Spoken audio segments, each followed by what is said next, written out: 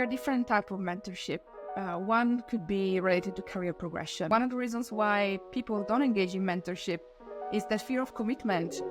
Well, the beauty of it is that the mentee is in charge.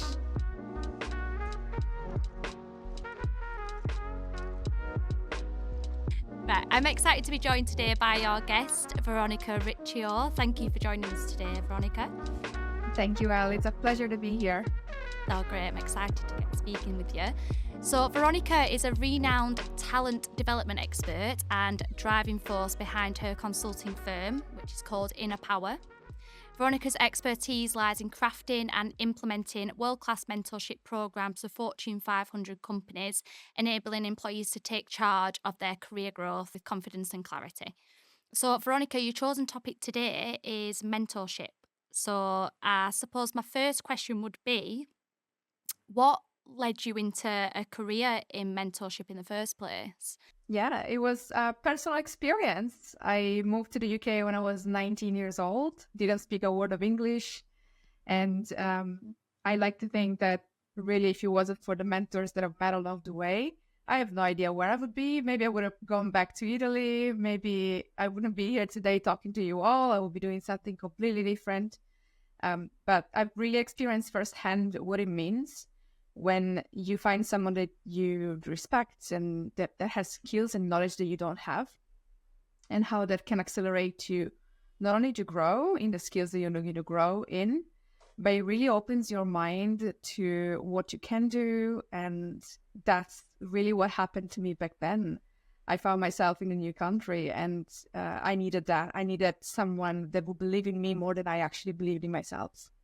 Okay, cool. That's interesting that finding a mentor led you to get into mentoring yourself. Yeah. Yeah, that's a fair assessment. I've been like, my career led me there eventually. I've of course done many different jobs, worked in sales, in product, in data. But mentorship was always a key part, and it's when I was in data that then I decided to start understanding the psychology behind it and what really drives people to be mentored and mentor others. And that's how, out of interest and of course a little research and everything that's required to put together a business to really enable other organizations to do that, it was key. Okay, cool. And from your perspective, what would you say the definition of a mentor is? So the original definition is simply someone that has a skill that you don't have and that's willing to support you in acquiring that skill. So I'm very skills focused in the way I define it, because I think it's important to understand that there are tangible elements of mentorship that a lot of people overlook or thinks is too confusing or too complicated. But really a mentor, as I mentioned before, will be someone that you respect, someone that has those skills, someone that resonates with you. And it's really someone that can inspire you to do a lot more than what you think and navigate change and be a better you. Okay, cool. And what would you say if someone is looking for a mentor, when would be the right time, do you think, for someone to look for one? Yeah, so the right time for mentorship is the time when the mentee is open to do something about a change, for example. So it really requires that willpower, and that's sometimes they say when the pain is too painful, then that's the time where you're like, okay, now I do need support. So there are mentees that are more reactive in that sense. So they are in a moment where they really feel that it's time to change something or it's time to react and move forward. And so they will look for someone that has that experience and can help them navigate that. Other people are a bit more proactive. So it will be someone who's planning their next career step or their future, whatever that is, maybe building a family or any topic that could really help, that could really use the support of someone that has done it.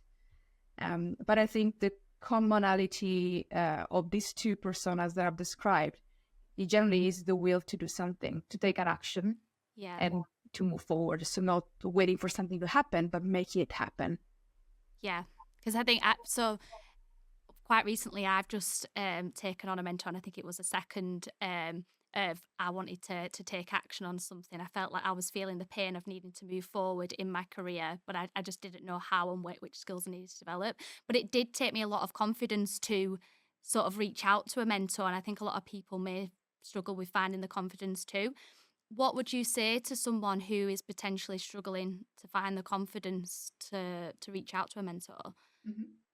So, first of all, trust in the future because there's going to be AI helping you with that. I am sure I'm working on a solution, but there's plenty of tools out there that will be able to make these connections easier. But in the state we're at the moment today, I would say remember it's a number game and simplify it as much as possible. Like try and understand what's comfortable for you. Is it a 15 minutes coffee chat? And if so, how many of those can you have? Can you? Well, I remember when I first started looking for a mentor, I didn't have any platform. I haven't yet built my own. And in the organizations where I built it the first time, they didn't have any program. All they had was Slack or Microsoft Teams or whatever tool companies use. So it was like, okay, I don't have much time. My schedule is really packed. I'm going to use my lunch hour. And in my lunch hour, I could probably fit three. So I'm going to fit 15 minutes coffee chat. And I'm going to go with one question only. And this is the other advice I have for them. Try and utilize those 15 minutes to understand who you're talking to. Try and come up with one problem you want to solve. One thing. It doesn't have to be your goal all sorted and all laid out. It could be something that happened and that made you doubt the way you acted, maybe. And so use that question to say, hey, this is what happened to me. What would you have done? So it sounds like a little test, but it really helps you understand how does the mentor that you met, the potential mentor that you met, think, which values are important to them. It gives you the time to listen and to understand, yeah, I like this person. I think I could learn a lot from them. Or maybe they're not my person. Let's move forward to the next one. So trust the process. Remember, it's a number game. So meet more mentors. I will always advise everyone to do that. Don't stop at the first one, even if the first one is the person you want to start a mentoring relationship with. Okay. And I know you mentioned there maybe bringing sort of the one problem to start with. What are some common topics that people can speak to mentors about to help them progress, would you say? So there are different types of mentorship. One could be related to career progression, which is what you mentioned at the start. Yeah. So when you're looking for a mentor for career progression, ideally you want to find someone that has the job title that you want to get, maybe, or does that job, is at that level of seniority. So whenever it's related to finding something related to career or a skill that you want to develop, try and again move back to identifying that one skill. So for example, this person is a people manager, and in my next role, I want to manage a team. So that would be a non-negotiable, something that you really want the other person to have.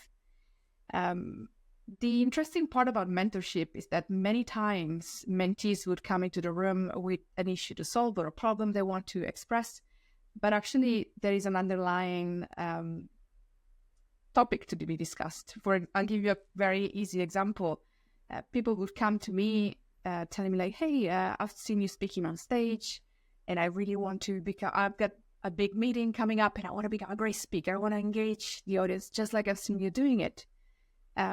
But then once you start talking to the mentee, you realize that there is a lot of bias in that they believe that they can't do it. So there's a lot of confidence, as we mentioned before. Or even there could be someone telling them like, oh, you're really not a good speaker, which, by the way, I was told plenty of times at the beginning of my careers. So nobody was born already knowing how to speak on stage. It's a practice. It's something that you have to do over and over. So there is, as you can tell, there is a little bit more than just, oh, I want to learn the skill of public speaking. There is also, how do you do it? How do you show up? What makes you comfortable on stage? And sometimes I get questions, what do you wear? And which sounds silly, but it's actually really important because it's, how do you feel comfortable? What do you feel comfortable wearing so that you can think about what you're saying rather than the way you look, for example? And this is, of course, very common, especially with women, but in general, it's really trying to understand where is the mentee coming from and what is perhaps the issue that's underlying that's maybe got nothing to do with public speaking. So being open-minded is very important in the entire process. Yeah, that all makes sense. And sort of being as transparent as possible to the mentor so you can get the best out of it. Great. And what would you say, would you say mentor mentorship is a long-term or a short-term process? Or Yeah, would that's a it great depend on the question. situation? That's a great question, because one of the reasons why people don't engage in mentorship is that fear of commitment. How long is Yeah, it going to last? yeah, Well, the beauty of it is that the mentee is in charge about that too, in charge of that too. So when you think about mentorship, don't get fixated on, is it gonna be, what if I meet them once and then I've solved my problem? Maybe yeah, the feedback they gave me is something I really need to work on, and maybe I need to do a course, or I need to go and speak to someone else. So rather than, if you have to give a timeline to mentorship, once you are sure that you want to start a mentoring relationship with someone, I would say give it 3 months. Make sure that you meet them once a month or twice a month if you want to. So the time commitment really can be short and concise and packed in, because those mentoring relationships tend to be very packed with advice, things that you can do differently, and you're going to need time to do things differently before you go and meet with your mentor again. So you're not going to need your mentor every single day of your career, of your everyday life. So I would say try and give it a 3 months.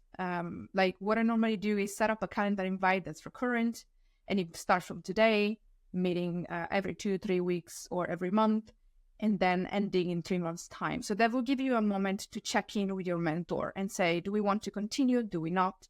Do I have enough that I want to work on, or do I need your support further? So don't necessarily be discouraged by the duration. Mentorship can be a one-off.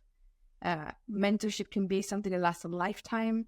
I still have mentors that have been with me for 2 years. I don't meet them as often, but we do meet, like we do keep that cadence. And that is something that we are working on together. And I think that's the important part that defines a networking relationship and a mentorship relationship. With a mentor, you're working on something. That's why those interactions happen. And once you just meet them for coffee, then it becomes more of a networking coffee chat. It's not really a mentoring relationship, if you know what I mean. If you're a podcaster, it can sometimes be a bit difficult to find guests. Equally, if you're a guest looking for podcasts to appear on, it's not always easy to find them. Thankfully, our sister company, MatchMaker.fm, has an app to do just that. With over 70,000 users, MatchMaker FM is the best place to find, contact, and collaborate with like-minded creatives. Cut out all the time wasters and build a community of world-class content creators. And the best part? You can sign up today for free. So head over to MatchMaker.fm to get started. So the big question, I know you've mentioned quite a few things there, but what's the one thing that we should all know about mentorship or starting with a mentor? Yeah, I think one thing that people need to know is that you don't have to have it all figured out. So when you decide that you want to engage in mentorship, do not spend a lot of time trying to define the perfect goal and the perfect objective that you want to get out of this interaction with your mentor, because you don't know what's going to happen, and this person might have an experience that's going to blow your mind. So definitely spend some time understanding what is one thing that I want to get out of it. As we mentioned earlier, can you find one problem you want to solve? But really go with an open mind and start exploring with your mentor what do you want to work on. You will find the answer to that question. Don't feel like you have to know it all before, because that's going to prevent you from actually doing something about solving a problem or overcoming a challenge. Yeah, I think it's just taking that initial step, isn't it, to exploring the thought, or like getting a mentor and looking into one. Because it took me some time, I feel, to actually make that jump into actually getting one. But I think just if you start looking out there and speaking to people, then it'll just guide you down the right place anyway. With what you need at that moment in time. So yeah, all makes sense. Thank you. And if our listeners wanted to find you and your services, where would they look? Where would they need to look? So the best place to find me is LinkedIn. So come and reach out, send me a message. I do a lot of one-on-one coaching. And the first session is always free. So come and talk to me if you're thinking about changing careers, or if you're thinking about maybe finding the right mentor, you want to find how to do it. So yes, I'm always available. And if you want to find out more about mentorship for your organization, then you can reach out to me on innerpoweruk.com. Okay, great. Thank you so much. Thank you. And that's the end of today's episode. I just want to say a big thank you to today's guests for their valuable insights. If you like the show, why not share with a friend or subscribe so you never miss the one thing you should know.